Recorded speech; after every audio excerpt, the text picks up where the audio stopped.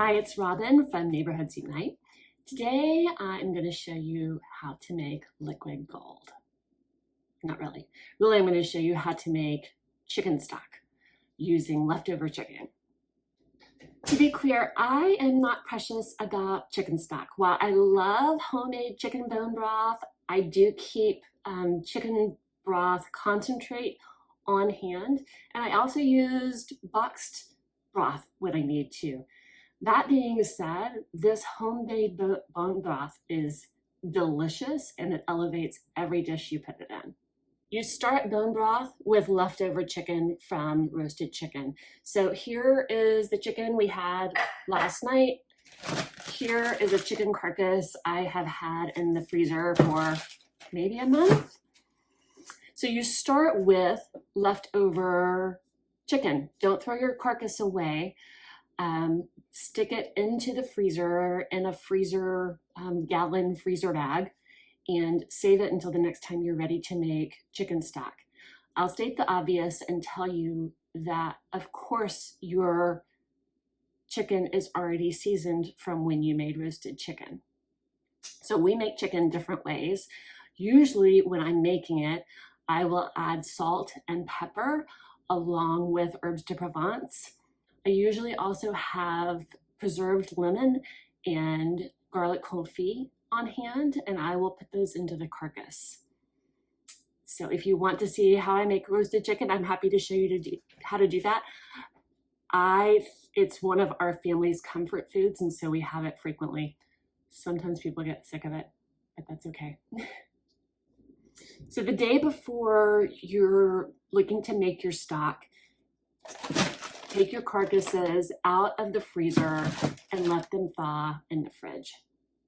The next morning, get your carcasses out of the fridge and make your stock. You start your stock. And so I make mine in my crock pot, but you can make yours in a stock pot, a soup pot. I like making mine in the crock pot just because it works better for me and it's easier. I set it to go and then I don't babysit it at all. I leave it alone all day. It's very hassle-free for me. Dump your carcasses into the stock pot. Add 2 to 3 carrots to the pot. They don't need to be peeled. Just chop the ends off and dump the carrots in. Add half an onion quartered.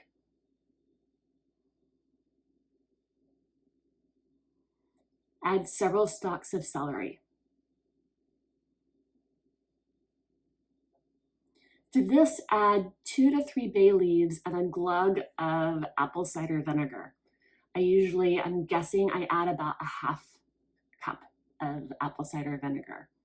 Now the apple cider vinegar will leave a tiny bit of taste. It's very, very subtle, but the apple cider vinegar is actually important because it helps to leach all the calcium and all of the minerals out of the chicken bone, which makes it richer, more delicious, and more nutritious. Add water until it reaches about an inch from the rim of your crock pot.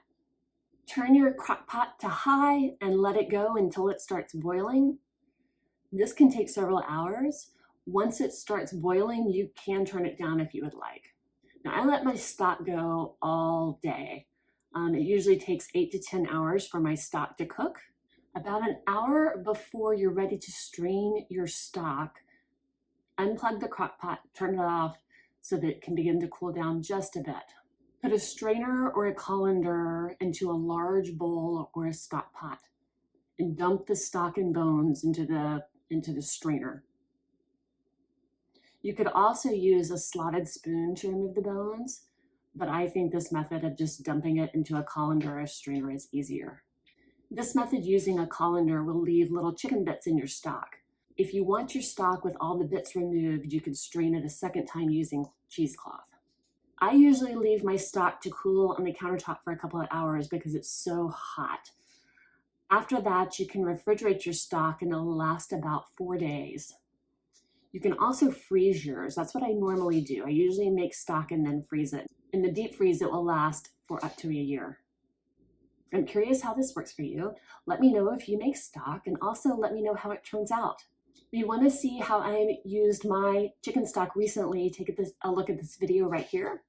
I'll leave directions for the stock below, and you can also find it on my website, neighborhoodsoupnight.com. Thanks so much for watching. If you found value in this video, please consider subscribing, and I will look forward to seeing you next time.